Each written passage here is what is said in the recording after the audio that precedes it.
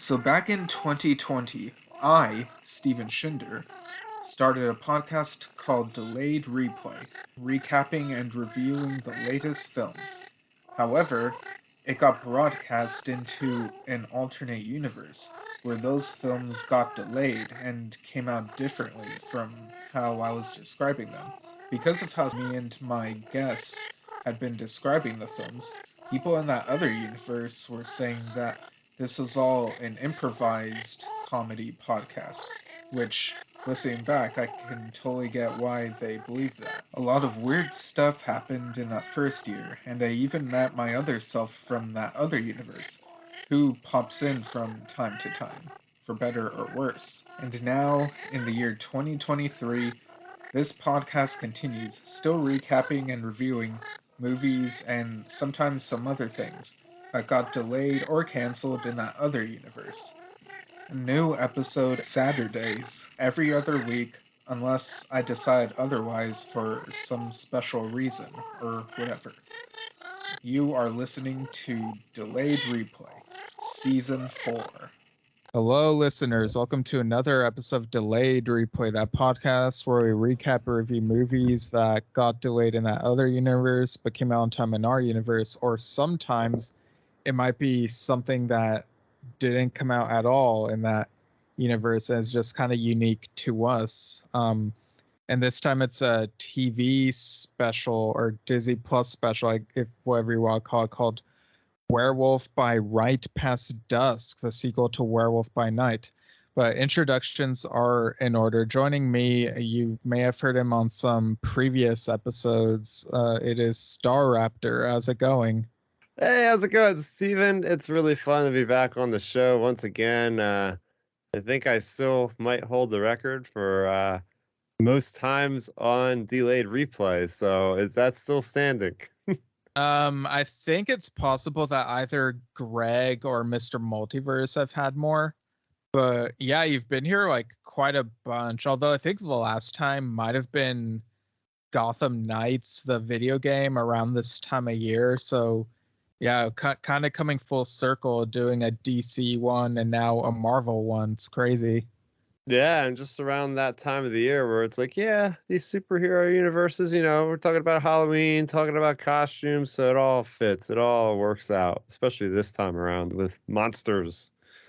Yeah. So since I'm not sure if we've talked about this with you specifically on the show, what's your overall experience with Marvel? Like, how'd you get into Marvel? Yeah, it's funny because I was kind of a late bloomer when it came to Marvel. I was very deep into Star Wars with Lucasfilm being acquired by Disney, and I was like, "Oh, this is really fun with Star Wars so far." And I think it was actually, now I remember, it was back in 2012 when Avengers came out earlier that year. I went to college, and it was opening weekend for college, and I was like, all right, what is there to do? They happened to be showing Avengers in like the gymnasium. I said, okay, cool, let me check it out. I had no idea what was going on. It was like, obviously this Black Widow character that's has some history.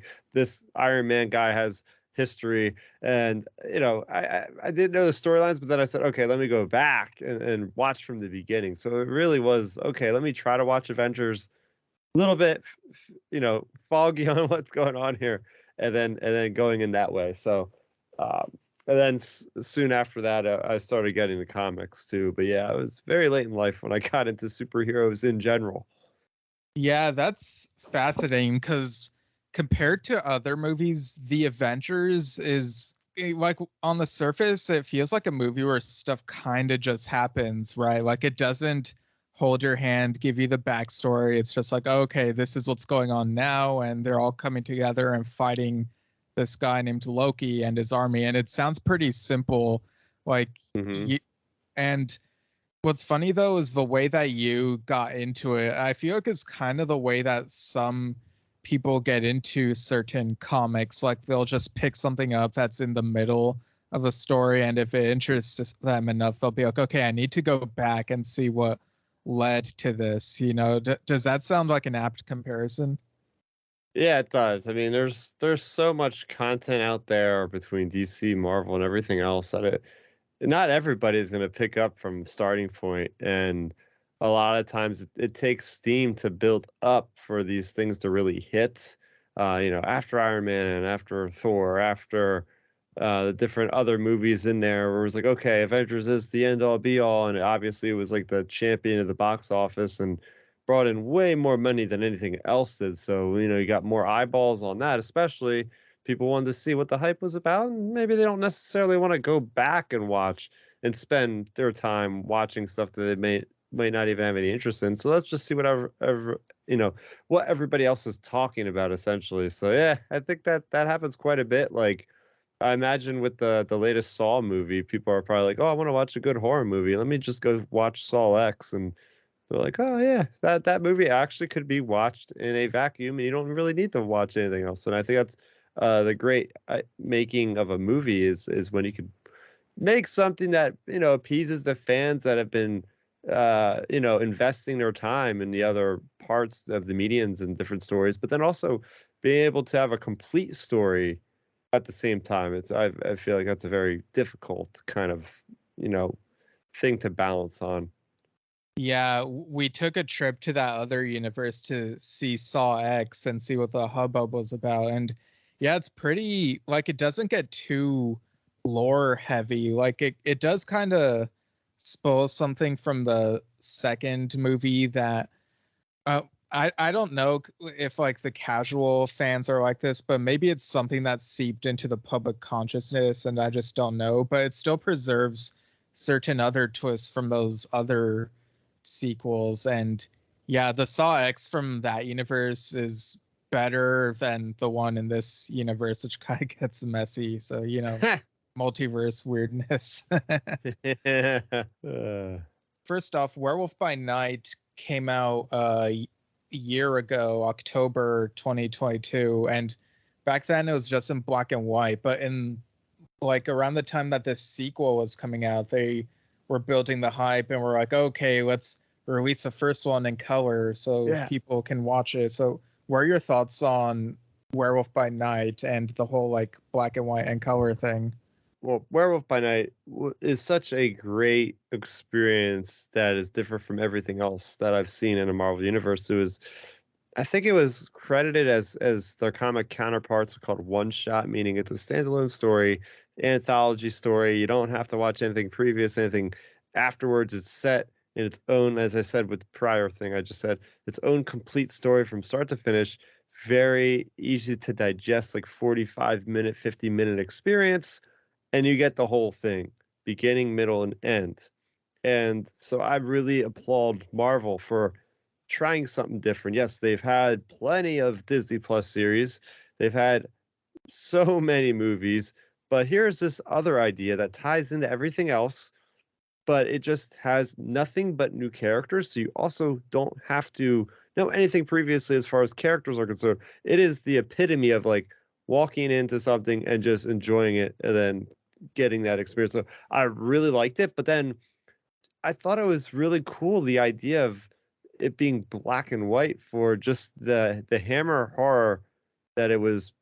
You could see that it was derived the influence of those 50s horror movies with Dracula and all that. They were often, so I like the filming of that as well. And yeah, even like the 30s Universal stuff. Yeah. Yeah, because correct me if I'm wrong. Who directed this? Was it somebody involved with? Oh, it's Giacchino. He was the Yeah, that was a surprise. He did the score for Rogue One. Next thing you know, this guy's delivering on directing an actual Marvel, a piece of entertainment. I was blown away that this guy was able to transition so well. I don't know if he's had any other credit with creative stuff besides scores in movies or in series, whatever. But yeah, I mean, just going back to the idea of like this could be bloodiest. And I thought they also made it black and white because they're like, hey, we're not going to be able to get away with showing this in full color, but yet they are somehow now. So I find that interesting. I'm very fast. I haven't watched it with the color yet, but I definitely have to see that in color now after watching it. Yeah, I feel like a composer becoming a director was kind of random, but I have to think to myself, like, and with the Saw sequels, like a couple of those were directed by people, like one of them was like the designer and another was the editor, so they came from like other areas in the film sphere. But I feel like music is even further away. So it was a really impressive leap from going to just music to doing this television special. And I will say that while the color version, it does look interesting, I think it looks better in black and white to me personally. Maybe it just to me adds that creepier feel, and it works better as an homage to the older monster movies in that way. Overall, I thought that the story for the first one was fine, like maybe like a 7 out of 10, but I still appreciated that Marvel took that step. Like you said, all new characters that we hadn't seen in the MCU before. And that's something that I appreciate about Star Wars Visions as well, that trying a different style and focusing on completely new characters there. Yeah, and you're right. Like that, I think part of the identity of why this hits so well for me specifically is just the idea that it is black and white.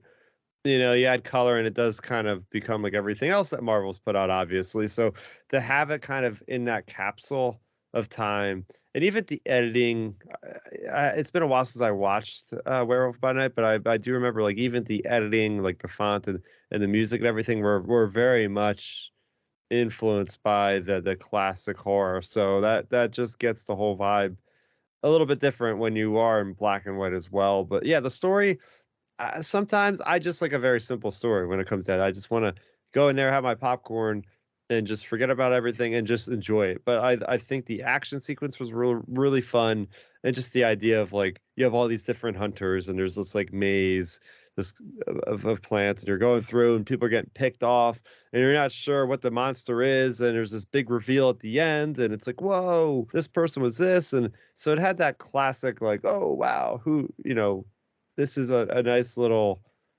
kind of surprise at the end there. Yeah, and obviously we're going into spoilers, so if people are listening to this, I don't know why they'd listen before watching the special. But well, before going into the spoiler, the thing I want to mention real quickly is that the whole presenting it in black and white and then presenting it in color thing, it does kind of remind me of how comic books will sometimes they might release something in color and then later on they'll be like, oh, release the director's cut version in black and white or something. So it's kind of the reverse there, but it feels like a very comic booky decision. um and in terms of the spoilers, so the first special inspired me to check out the Werewolf by Night comic series, like the original one, and I got through the first 22 issues before my Marvel Unlimited subscription expired. I'm sure I'll subscribe again sometime in the future, not sure when. But for me, the big highlight in that Werewolf by Night special was the appearance of Man-Thing. Had you been familiar with Man-Thing at all before this? No, I have no idea, although he looks and seems like he's a lot like Swamp Thing from the DC universe. Yeah, like I was more familiar with Swamp Thing. Like I've read almost all of the Swamp Thing comics. Wow. But yeah, it's a lot. That is a lot. Yeah, all thanks to DC Universe. But I was aware of Man-Thing as well. Like I knew that he had this really terrible mid 2000s TV movie or something that was like pretty bad. And in my head, like years later, when I was getting into Swamp Thing, I had it in my head that Swamp Thing came first and then Man Thing was the thing with Marvel, but it turns out it's the other way around, I think. And their debuts are not too far apart. So, maybe there was like some idea stealing or cross pollinating between the comic companies. I mean, that's happened with some things here and there, but the execution I feel is different enough. So they feel like different types of adventures. So I've read like a bit of Man-Thing here and there since watching that, again, before my Marvel Unlimited subscription expired.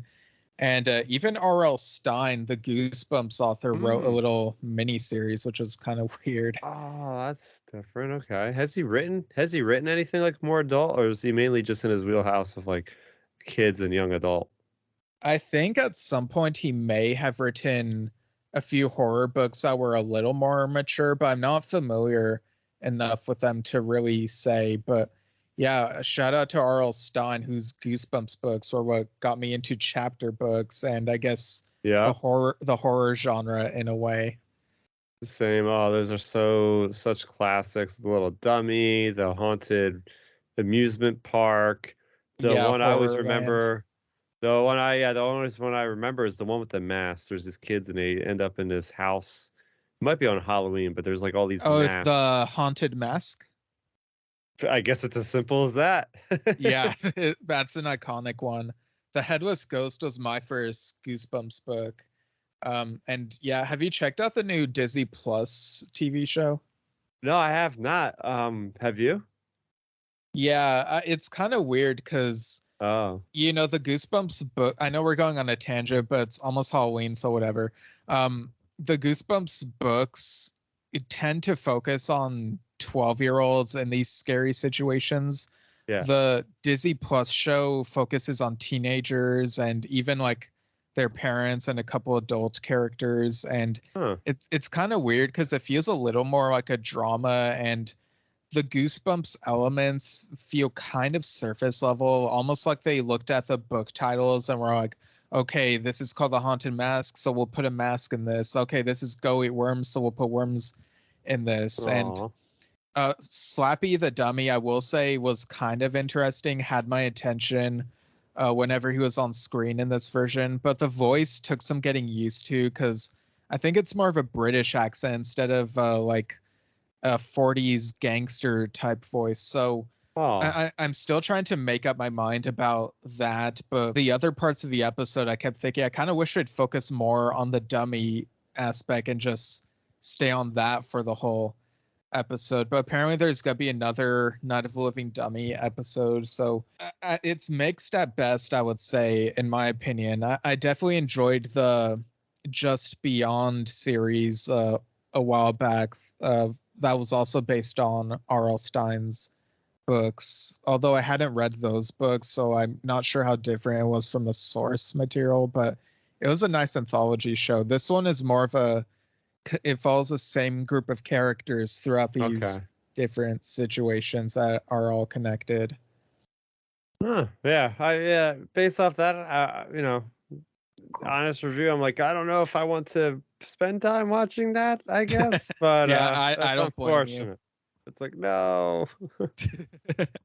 Yeah, that's like the twist ending here. Cue the Hello Zep theme. Um, but yeah, also we're recording on October 23rd, and apparently today's the birthday of a few people who've been involved in Marvel. There's Ryan Reynolds, Deadpool himself, Emilia Clarke, who was in Secret Invasion, Sam Raimi, director of the Spider-Man trilogy and Wow. Doctor Strange: The Multiverse of Madness, and Ang Lee, who directed the 2003 Hulk movie. So, yeah, there you go. Yeah, a lot of people in Marvel to celebrate, and with the whole Secret Invasion, Emilia Clarke's character, that's a whole nother rabbit hole I don't want to get into, but I'll just leave it at that. Was very interesting how that ended. Yeah, it's. I thought it was bad, but that I think that's the majority opinion, and yeah, so yeah. But anyway, getting back to Werewolf by Right Past Dusk. So we come back to these characters, Jack Russell, the werewolf himself, also Bloodstone, and Ted, which is the real name of Man-Thing. So it was great seeing them again, and it opens up with this. They find this mysterious letter. So what'd you think of like this mysterious letter, like how it looked and what it said? Yeah, it was interesting how, a lot of these different stories we hear, it's like, the Willy Wonka in a chocolate factory, or whatever other story you want to say. Like, somebody gets invited to some place and it was like, all right, you must meet us in this little small town in Brazil. And it's like, wait, wow, okay. So I forget where the first movie was located, or the first Werewolf by Night was located exactly, but it's like, all right, this is neat. Like, we haven't seen a lot of Marvel anything in Brazil, so I was like, all right, cool. I'm looking forward to seeing some of South America in a Marvel thing. So, but yeah, I thought that was interesting. Yeah, and it was a nice way to showcase the Portuguese language. You get some characters here from Brazil who speak that, and yeah, it's a nice setting. I will say that this is so I watched both the black and white and the colored version of this, and while I still prefer black and white overall for the most part, I do think the color version really does justice to this Brazil setting. So I think both are worth watching for different reasons. Oh yeah, because you're kind of in the jungle, so you got the lush greens and the very vibrant colors and all. So yeah, it's definitely more of a choice in this one versus the original one, where it's like, okay, should I, should I not? Yeah, and Man Thing feels very at home in this place. Like you see him chilling, and it even seems like he's debating whether he should stay here and just like kind of like separate from his friends, but ultimately he decides, oh, I'll go with them to this place and then see how I feel. So that was something I was kind of not expecting, really. Yeah, this whole idea of being in your own environment, being at home, and having things kind of happen where you got pulled away from home, and it's like, no, I don't want to go, but we got this important mission, and you got to go, and you definitely could connect with this weird monster creature, and I think that's what they did well at the end of the first one, is make you feel sympathetic for this crazy monster that looks like it could easily kill you, and it's got this little emotional element through the animation, with the graphics and all. It's just like they really do a great job with showing emotion and showing that you care. I mean, it's like Groot, right? Like they were able to make a tree able to emote. And it wasn't the first time, to be fair, but they did such a great job with Groot. Oh yeah, I mean, I say what you. I wasn't a fan of his actual appearance in the third movie. Thought it was a little strange. It almost looks like there's somebody inside of Groot, but there isn't. As far as like a costume, more or less from the holiday special. But yeah, I digress. I digress. Yeah, when you said holiday special, I immediately went to Star Wars holiday special. Yes, no, we actually have a good holiday special out now, and I will Yeah. put my foot down and say I'm gonna have to watch that every year, maybe. But Yeah, Guardians holiday special is pretty decent. Um, but yeah, so they're going to this place in Brazil, and there are some tourists around, so um, who are really scared by their appearance. So you get the whole thing of like, oh, we look scary, so like we got to be careful and not draw too much attention, which I mean doesn't work for very long because they already get like an angry mob of people after them because of how scary they look. yeah, I mean, put it this way, right? What time period does this actually take place in? Because I sort of forget. Is it set in the 40s and 50s? Because the first movie, like I said, it's been a while. Well, they make it look ambiguous, but I saw somewhere that like there's a date somewhere that says that someone died in the 80s, and I think on the official like Marvel stuff they say that this is like after some of the more recent movies. So I think it's in the present, but it has an aesthetic that's reminiscent of like those Universal and Hammer horror Okay. classics. Yeah, because the only reason why I say is that because how familiar are people in Brazil at this time of like all the crazy shenanigans that could have happened with aliens in, like, in New York City, or people getting disappear. I feel like that's a worldwide thing. Everybody knows about that. I mean, even if you're in a tiny little town like this in Brazil, somebody's gonna like be like, "Oh yeah, yeah, this big swamp-looking thing. That's perfectly normal in our world. Don't worry about it." But there might be people out there that are just like completely cut off from everything. They're like, "Oh my gosh, what is this thing?"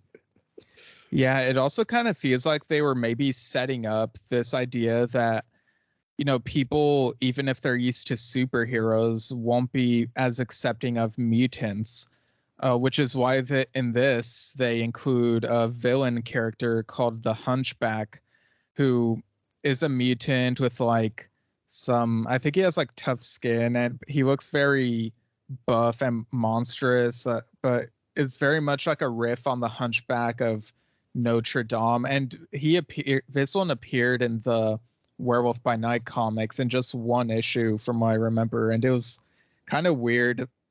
So it's kind of a deep cut that they would throw him in this and make it like this other monster that's sort of terrorizing the people in this area, and I guess kind of feeding into that fear of like, oh, mutants are bad type thing.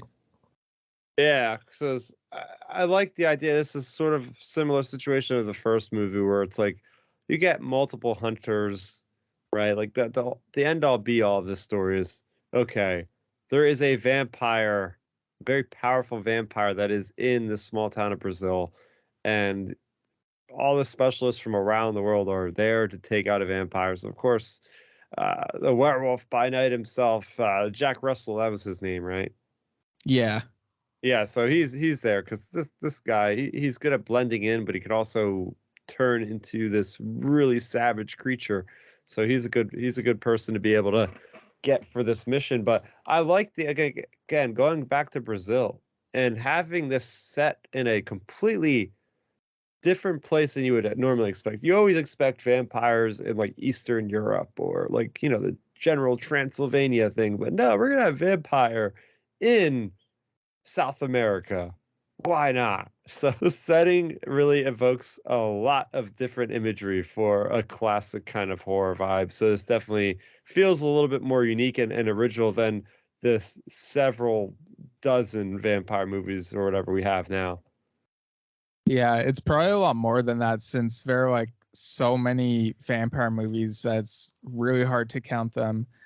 Um, but yeah, I do like how Marvel is getting more and more into the vampire thing. I mean, there were kind of mixed results with Morbius, obviously, but Blade, like, such a huge hit there, like a big hit. And so it's really cool that they're delving into this sort of stuff, like the vampire lore and whatnot. Blade was such a presence in this and really kind of a show stealer. So it kind of feels like Werewolf by Night and and else like it kind of feels like they fade a little bit in the background whenever Blade is on screen here because the actor has like such a huge presence, if that makes sense. But I still feel like their dynamic like is really interesting. Like at first he's not sure whether he can trust them because he's a vampire hunter, so basically a monster hunter, and they look kind of monstrous, but eventually there's an understanding after they kind of do the annoying thing of like the heroes fight each other type Yeah. thing Yep. for a few minutes. Oh yeah, and you get to see the Arsenal blade as glorious as it was in the previous other movies. He's got the trench coat with all the different kind of weapons under there, the blades, the knives. He's got the stake launcher shotgun, which is something new that we see later on in the movie. It's like, oh wow, I wonder what that thing's gonna do. You know, at one point they're just chilling at this like little place, and he orders like more garlic bread to go. That's pretty funny. It's like, yeah, I wonder we're gonna be fully stocked. Like apparently, there's certain movies where vampires are impervious to certain things that they usually would be susceptible to, but in this case, I guess this vampire could be hurt by garlic. So got to stock up on that at least. Yeah, like really feeding into the vampire lore by trying to feed them garlic bread, you know? Um, and this weapon, the stake launcher shotgun, have you seen this in something else? Like, did Marvel come up with this, or was this already in something? No, this was actually in an Xbox video game. It was a game called Redfall, where it's this basically little small town off the coast of Massachusetts. Somehow gets overtaken by vampires, and they kind of wall it off with like water with magical spells, so like nobody else can interfere with their idea of blocking out the sun, so they can persist in the daytime and feed off all the people there. But yeah, that was one of the guns you could. It's a first-person shooter. One of the guns you could use, and it's like an instant kill weapon on any vampire. Normally, you would have to weaken them with like other weapons, but the stake launcher shotgun Oh, instantly nice. incinerates them.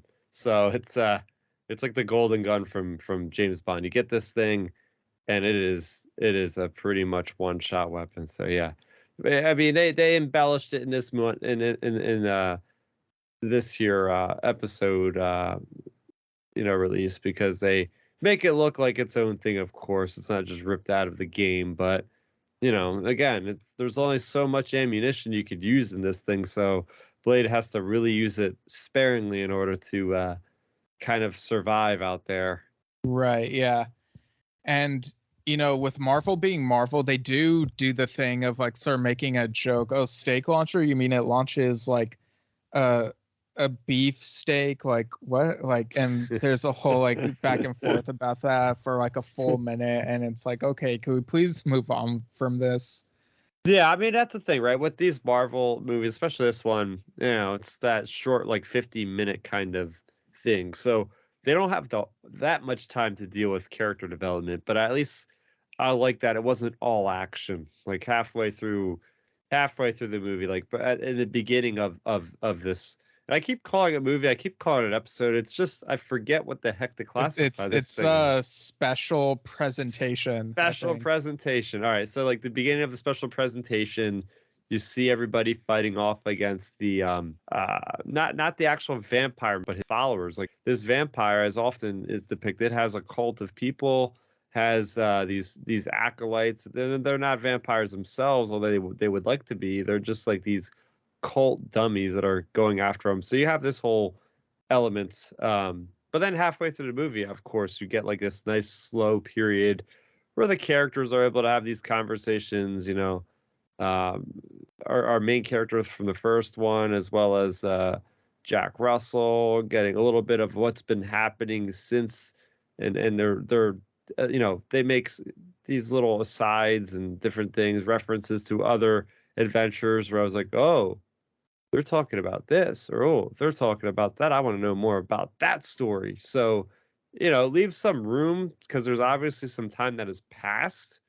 So I always like when stories do that. It's like, okay, we can leave it up to the imagination, or maybe next year or the year after they'll have the story that kind of bridges both of these special presentations together. But I just really like how short as this thing was, running at like 48 minutes long. We still got about an 8-minute section where it did feel a little bit longer, drawn out, but it did help with adding a little bit more stakes, because we get to know these characters more. Stakes. Yeah.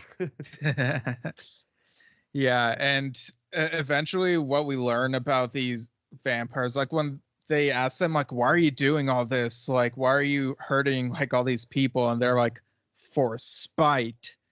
Basically, I don't know if you ever watched Seinfeld, but that felt like a very Seinfeld moment where one of the characters allowed to do something just out of spite. Yeah, yeah, yeah, yeah. But yeah, what was your overall thoughts on the actual team of characters? I mean, this is kind of like the Avengers style for like the horror entities of the Marvel universe. What was your favorite character out of everybody? Or Well, who I was? th- I think Blade definitely. Although Man Thing is a close second, but I can't help but compare Man Thing against Swamp Thing, and Swamp Thing is like one of my all-time favorite DC heroes. But yeah, I thought this was a strong team.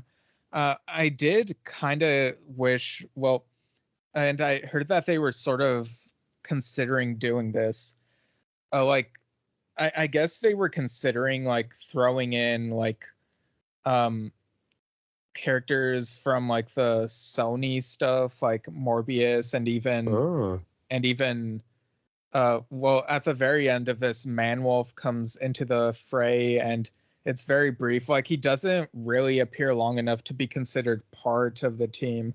And I think part of that is that they really wanted this to feel like a lot more of its own thing and not throw in too many characters. Like, you have to do your homework. Like, I kind of get the sense that Giacchino was like pushing against that and trying to make this more like it's in a vacuum, even though you do have Blade and he's very pivotal to like other stuff in the MCU.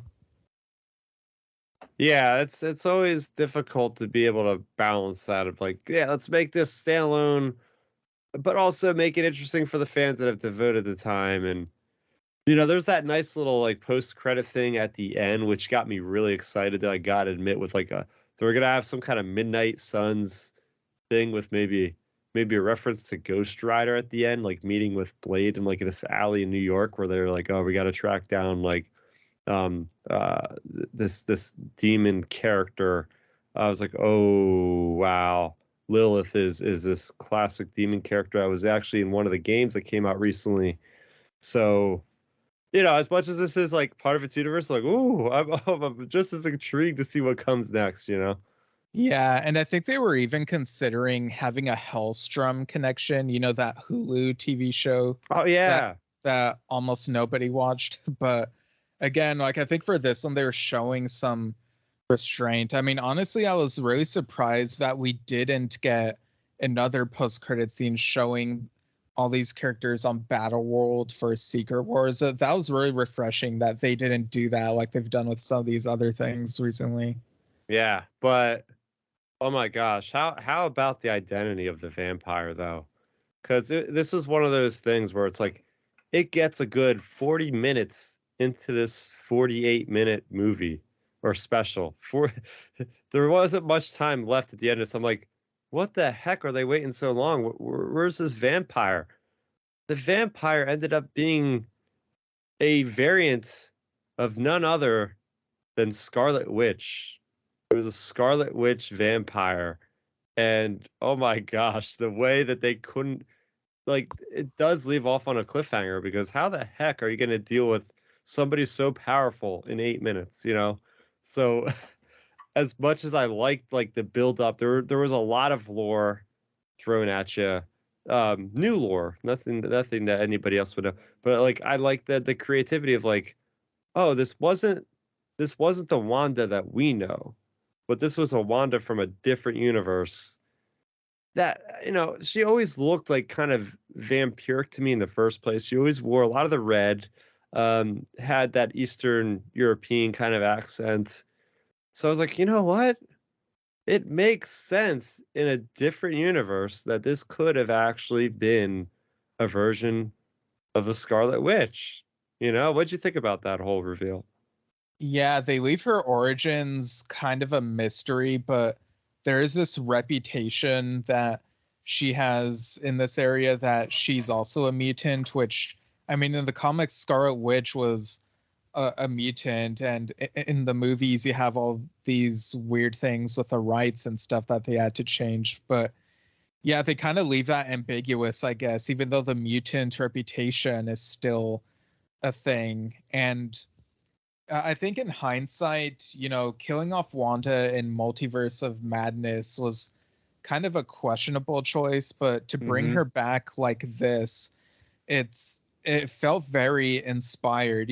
Similar to how Loki was brought back for his TV show. His sacrifice in, if you could call it a sacrifice, in Infinity War. He dies a noble person, and then it's Mm-hmm. like, oh, does the show undo that heroism? But the show does interesting things with him here and there. So I think, in some of the recent stuff, there have been questionable stuff with like the multiverse, and it sometimes feels like kind of a crutch, but I feel like here they really are utilizing its full potential and being like, yes, there could be like this horrific, super powerful version, like not too overpowered, but powerful enough where it seems very threatening and fits that horror vibe version of Scarlet Witch, and it like works very well in this special. Oh yeah, and then again, like, Marvel has to put their own spin on things, and I appreciate that. This flips the script on the usual way of people becoming like vampires. Like there's no actual, Scarlet Witch, yes, she has like pointy teeth, yes, like a vampire, of course, but she doesn't necessarily have to feed physically with the fangs to actually get something out of people. Like because she is a witch, she just uses like spells to basically just dispose of people from a distance. Like you see like this red like kind of lifeline that goes between her and her target, and you just see the person's life being sucked out of them, and she gets more powerful. So I like this like life sucking ability that she doesn't actually have to get close to proximity of somebody, but that also makes it extremely difficult for our hunters here to be able to even do anything against her because they can't even really get close. I mean, she's so powerful. We've seen how much Doctor Strange struggled against her. It's like, are these heroes actually out of their depth in this one? They do not really know what they're getting into. Yeah, and I think it really brings things full circle on the television side of things. Because like WandaVision was very early in the TV stuff for Disney Plus, and it it feels like there's a bit more cohesion in this manner, while also like I feel like the first Werewolf by Night was more standalone, whereas Werewolf by Right Past Dusk is a bit more connected to other things, but not too much where people would be too confused, I don't think. Like I said, they held back on certain things, and I think that worked in their favor. Oh yeah. Oh yeah. But what did you think about the whole scene with the chair? I mean, did you think it worked from a comedic perspective, or do you think it was just straight up lame? So it felt like this was a homage to Evil Dead 2. That they sneak into the place and then Jack sits on the chair and it breaks and he falls, and then all of a sudden you see like all the different inanimate objects in the room start laughing at him, and as it turns out, Sam Raimi actually directed this scene, and he actually has a Oh. cameo as one of the vampires in this. Yeah, and it's funny because he's actually wearing like a vampire costume. It's like, wait, but he's not actually a vampire of the cult. He's not a part of I forget the actual name. There's an actual name for these fanatics that serve vampires. I don't know why I can't remember the name right now. Um, but yeah, he's in a costume, but he is the informant for our heroes in this one. He is the one that's like he infiltrated this whole scheme, this whole thing, and he's like the cue for the James Bond. He's giving them the mission. Okay, this is what I found out. Yada yada yada. This is where your target is. You got to arrive at this certain time, and this person will be there. You know. So it was fun. It was a funny scene, but it actually was pretty important at the same time. Yeah, like it did get a good laugh from me because, and I've talked before about how nostalgia can sometimes be evil, and it's just a like, oh, let's show the familiar thing and have people point and laugh at it. But here it actually worked for me. Um, and yeah, like I didn't mind it that much really. But yeah, like the whole like the conflict, like how the final fight with everyone, and like you said, it really does hint at like some other stuff that could happen down the road. And I really think that people are taking to these like Marvel horror special presentation things, and it's like I kind of go back and forth, like the whole big picture Marvel stuff, like the overarching multiversal threat thing. I'm kind of go back and forth on how much I care about it, whereas Yeah. these more self-contained classic monster inspired things, like I said, the first special I thought was fine, but this one I think was a bit more to my speed and gets me a bit more excited. Yeah, again, it kind of flips the script on many things, how vampires function, where vampires could be located, like a person being cursed as a vampire that is a major character that we haven't seen in years. Like, holy crap, there's again, and it's only 48 minutes long, and they managed to tell all this in 48 minutes. They are really good, everybody involved, with just streamlining this. It's all killer, no filler. We're still getting enough development. We're still having major character deaths, like that character that you really cared about from the comics. You said the Hunchback guy. Oh yeah, the one who only appeared like one time in the comics. Yeah, like he like even though he was presented as a villain at Yeah. first, he kind of became a common ally against vampires, but he got like, you know, eviscerated. You just see the shadow of his body coming apart in like a Nosferatu inspired fashion, you know, with the shadows. I thought that was pretty cool. And they like throw him off the building, so like to his death. I thought that was like kind of surprising. And also like Elsa has like a really powerful confrontation with Scarlet Witch. So Scarlet Witch versus Bloodstone, and Man Thing learns to grow garlic out of himself. So that was something. Yeah, and it's unfortunate because you know, as any good story, there's lasting impact and there's actual stakes, and Scarlet Witch is able to actually just completely negate any way for Jack Russell to turn into his alter ego. And it's just like a lasting impact. So she's able to do this, the life sucking type of maneuver, whatever it was called. And yeah, so this guy at the end of this, he survives, but he's clearly very different now because he's stuck in his mortal shell, and he can't, right now at least, figure out how to get back.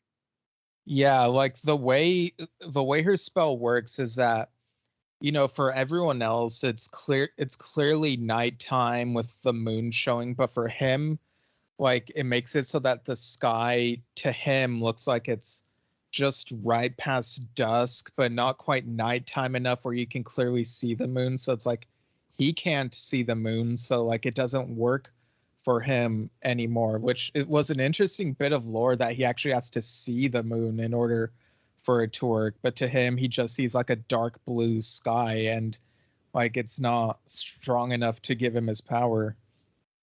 Yeah, so yeah, again, very creative choice with figuring out ways and problems for the common hero to have to learn to prevail or learn to how to just live without. So again, as much as this was a complete story, there are a lot of things left open. Like, okay, the whereabouts of where Scarlet Witch was, she was able to get out of there. And well, we had a couple character deaths. The main one was the Hunchback guy. People losing powers, people, grievously wounded. So there's a lot cool stuff happening here, but also again, it's like, where is this storyline going to take place? Is it going to take place in another special presentation? Is it going to take place in a feature film, a series? There's a lot of places we don't actually have the answer yet, but hopefully soon. Yeah, I kind of do like that. It has a feeling where it feels like it's not completely mapped out. Like it's kind of being made up as it goes while they have like this other stuff with the universe mapped out. And I think that gives this side of Marvel a bit more freedom in that sense. Yeah, I mean, there's a lot of criticism right now with Marvel saying like you were kind of referencing a little bit a moment ago, like the multiversal threat. Like, they're as much as they're trying to get these Disney Plus series to connected stuff, they really aren't sometimes feeling like they're doing a whole lot. So it's good to see them kind of letting off the gas a little bit to like kind of see how other things pan out. So I do like how they seems like they are listening to feedback for the overall scope of the stories. And like you said, I mean, I love these kind of special presentations, a one and done kind of for the most part. And yeah, being very independent for the most part. Yeah, so unless you had anything else you want to touch on, I guess we could go into final scores out of 10 and have measurements. So, totally up to you. Yeah, I think I'll just give my final thoughts and my score and all that. I would say that this special presentation was a bit of an improvement over the predecessor. I got to say, I think I liked the original a little bit more than you did, Steven. So for me, that was already a high bar that they had set, Giacchino. To see him come back and maybe learn some more lessons since he did the first one, I would say that the main things for me are a really nice exotic location, awesome new characters like Blade, really inventful methods of like weapons and stuff like the stake launcher, some really funny humor in there, some great reveals, big moments, and just the efficiency at which the story is told and in the format at which it's given. I got to give this one an 8.5 out of 10. I really enjoyed it. An 8.5 garlic knots out of 10. Yeah, that's the same score I was thinking, like 8.5 broken chairs out of 10. It, like, this did not drag at all. I feel like the pacing in this one was a bit more to my liking, but not too, like, it doesn't feel rushed. It feels like everything is purposeful. It does, with some threads left open. I think that's a little bit of a criticism I would have for it, but it's not too detrimental. So I think I'm happy with 8.5 and really looking forward to what else they can do with monsters of the Marvel Universe. Oh yeah, this is that's a great thing about the Marvel universe is it's so vast, right? Like you have your mechanical people like Ironheart and Iron Man and War Machine, then you got your mystical like Doctor Strange and the Ancient One and all those things. Then you got the whole other side of things with monsters with Blade and Ghost Rider and all those other And crazy. Howard the Duck. Oh yeah, then space stuff with Captain Marvel and the Kree. Yeah. It's just such a vast universe, and it's nice that we're every Halloween. It seems like we've been getting some really good, very thematic for our current time stories. So hopefully they don't stop anytime soon. Yeah, for sure. So before we sign off, I want to ask, like, what are some of your like Halloween time traditions, and what are like some of the things that are like must watches for you around this time of year? Yeah, so I will say I just like to throw on some kind of series or some kind of movie. The last thing I watched, one episode was I think it came out sometime last year was Guillermo del Toro's Cabinet of Curiosities. They're a anthology of short stories that are basically just really fun, kind of self-contained stories. I don't know if fun is the right word, but pretty horrifying, actually. Have you watched this? No, but I've heard of it. Like, I've heard good things about it, but I haven't gotten around to checking it out actually. Yeah, it gives me a vibe of something I used to be terrified but also intrigued of on HBO way back in the 90s, Tales from the Crypt, same kind of thing. Just random stories, very brutal, very bloody, very violent, um, cautionary tales for the most part. So it's like an adult version of Goosebumps or something. Uh, so yeah, I got that, but like yeah, more like I said, more so than the movies and stuff. Lately, I've been delving into some video games that are more creepy than the usual ones. I've been playing this Fall game. I've been playing the latest season of Diablo, which is already horrific inspired enough, and they have a season where you're killing vampires and more vampires. And I think there's going to be a the Dead Space remake. I plan on starting to play that next week, which is basically you're stuck on a freighter in space and it's being taken over by these aliens, and the only way you can destroy the aliens is if you actually target their limbs and sever their limbs. So it's a very jump scare-esque, very atmospheric, very creepy game. So yeah, I'm doing that. I'm also going to like we have this theme park nearby.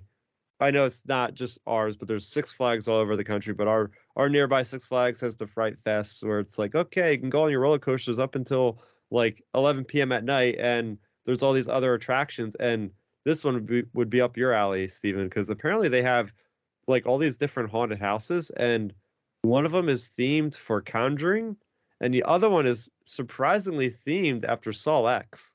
So I'm a baby when it comes to those things, but I'm gonna have to somehow check it out, and hopefully I don't get a heart attack in the process. Oh, nice. Yeah, like I don't like recently I recently rewatched the entire Saw series, which I actually don't do every Halloween time, but I felt so compelled to do so this time around. And the Chucky TV show tends to come Oh, out around this time, and season 3 has been interesting so far. Um like as like insane as the show can get, I still yeah, like appreciate that it still acknowledges like all the previous installments of the the original Chucky continuity, like the Don Mancini films or yeah. Mancini films. Um, and so yeah, that can give a good laugh and have some interesting visuals. Like the dolls look pretty good, and there are like some interesting guest characters sometimes. But another sort of we were talking like dummy related stuff earlier. I recently rewatched Dead Silence, Oh, which came out in 2007 and was from the creators of Saw. And even though they were unhappy with what the studio changed about the movie, I found it to be like a solid movie for that time. Like I really liked the aesthetic of it, even though I feel like the lead actor in it could have maybe done a bit more. Have you ever watched this one? you know what? I think I have a lot. Yeah, like you said, 2007. I would have been 17 back then. I definitely remember watching at least a little bit of this. Um, was it something with a phone? I don't remember a phone, but yeah, it's got like a bunch of dummies, and there's a supernatural element. Donnie Wahlberg plays a detective yet again. Um, so yeah, and it has like a really cool vibe and aesthetic to it. I think it's definitely worth revisiting for anyone who may have watched it a long time ago, or if someone wants to watch it for the first time. That I guess that's my Halloween rec for the year.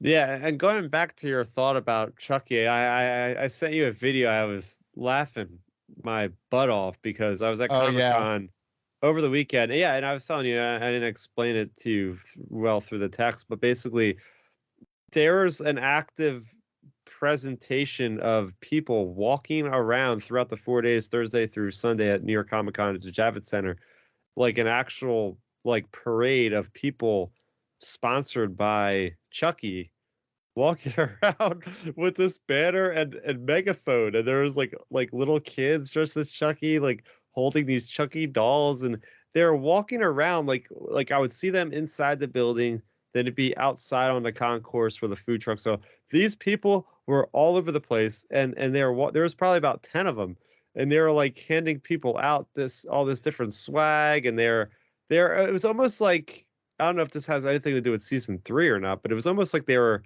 an active campaign to get like Chucky elected or something. Like that's the kind of vibe Oh yeah, that was basically. Chucky gets into the White House in season 3. That's the gimmick of the season.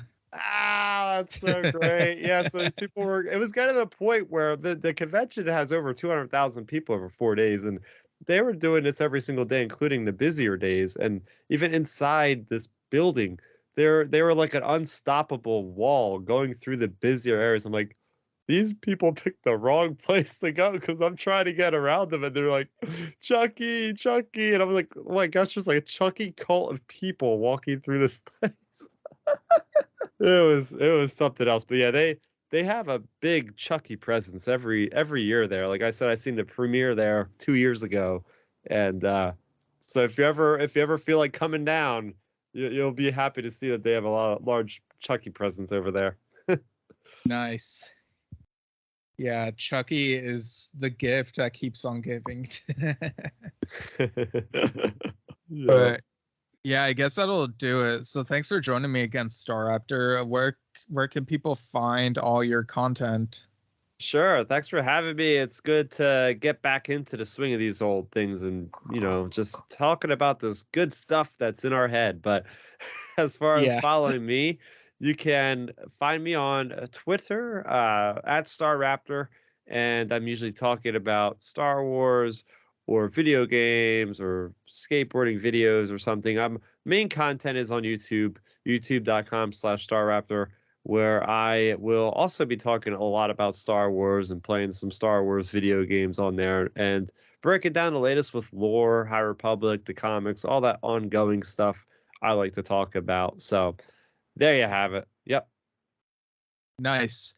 And I'll include my plugs in the edit like I do, but yeah, that'll be it for now. And without further delay, have a good day.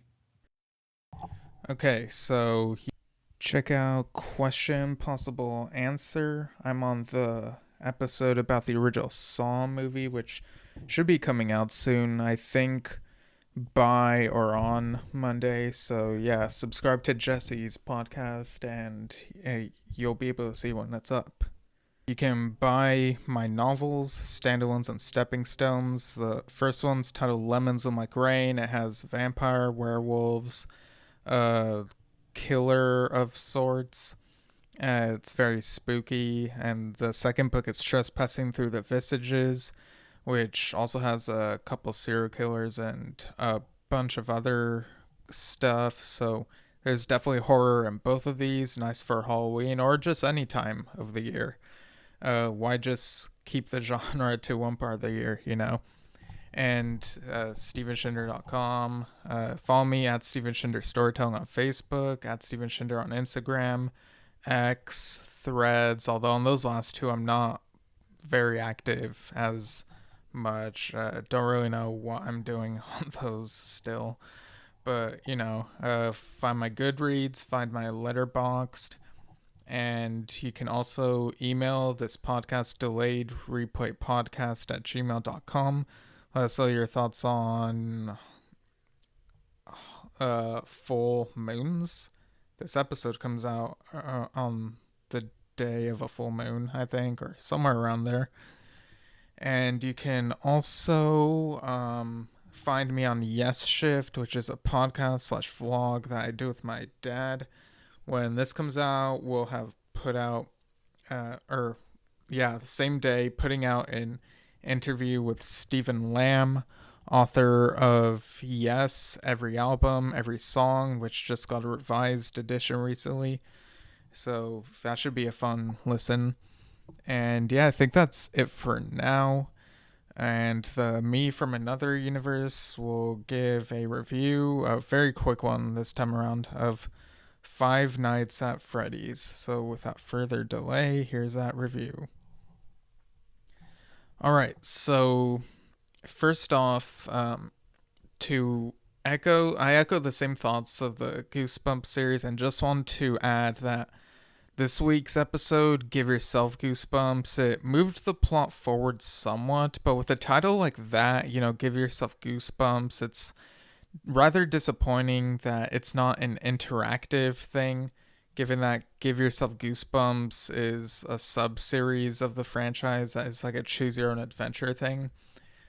I've been reading a couple here and there. There's a Goosebumps bundle on Humble Bundle earlier this year, and so I'm getting to those, and some I like more than others, but when it's good, it's good. But yeah, we'll talk about a missed opportunity with that.